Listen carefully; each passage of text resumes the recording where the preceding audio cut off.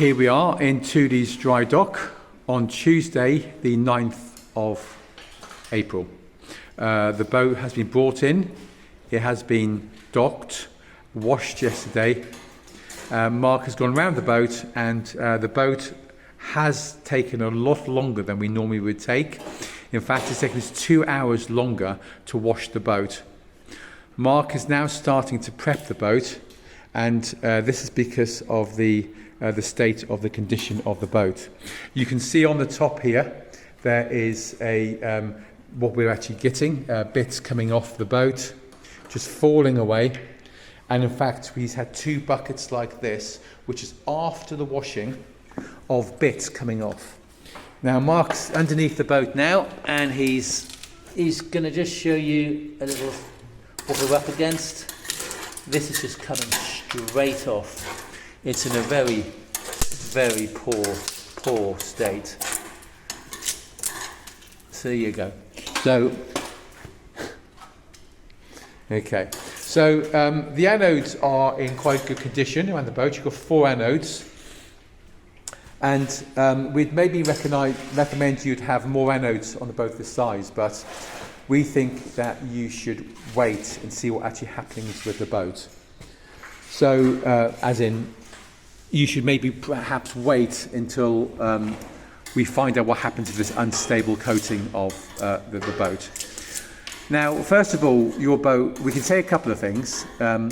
Firstly, that I can see there is a very shiny layer of metal over here, very grey, it's very distinctive. It's called mill scale, and the reason why this is bad is because when you epoxy a boat, it should be shot blasted, removing the mill scale and leaving it to a roughness which is called SA 2.5, which is it feels like a matchbox when you rub your fingers against it. It should be very, very rough. And this is extremely smooth and shiny. They have not removed the mill scale. And you can see this because it just flicks off with my fingernail. So it's not good at all. So what there appears to be is over the top of the mill scale, there appears to be this grey product, which we think is probably a zinc phosphate. And then on top of that, there is the epoxy. And then this is the first layer of epoxy. And then this lighter grey epoxy appears to be the top coat. And you can see that it just comes off. So you can see this has come off in this area here. You can see below the waterline is no longer there. It's come off completely along the sacrificial edge. In fact, one of the things we look for when we go over the boat is we look for the sacrificial edge, and we're making sure that this is not worn away, protecting this weld.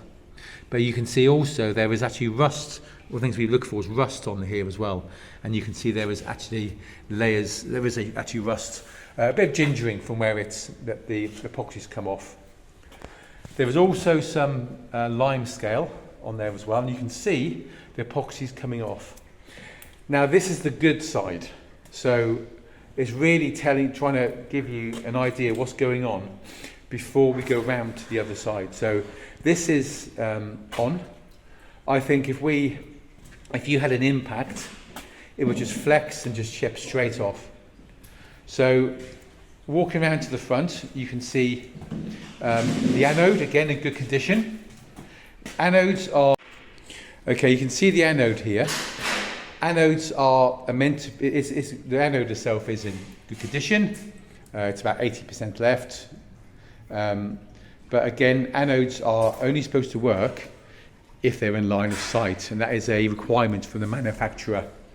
But again, I think we should allow the boat to do what it's going to do with this layer on the hull itself.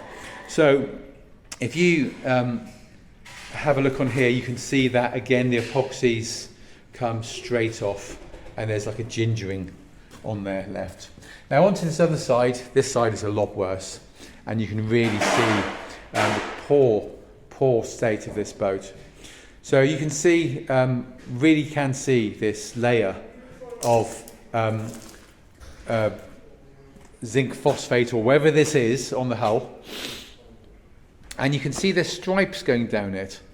I'm wondering that perhaps this boat was maybe blacked outside in the sun, and perhaps the one side had the sun on it, which is the other side, and it dried, and on this side here it actually was wet, and it had water condensation on it, which looks like it's got drips, and that's what it looks like. So you can see it's coming off on there. So you can see little bits of the epoxy on there. It's a very, very poor state. So you've got the mill scale, you've got the zinc phosphate, you've got the first coat of epoxy, and you've got the top coat here. And it's, again, in a very, very poor state. So there you go. So we're wondering that maybe the best thing to do for this is for the boat to be blacked. Mark's going to go ahead and needle gun the boat now and try and get as much off as he can. And then we think the boat should be blacked and then left in the water for a year and decide what to do. I mean, you'll be able to keep an eye on the waterline yourself and see what you think, but we do think that the boat would benefit for being blacked in a year's time.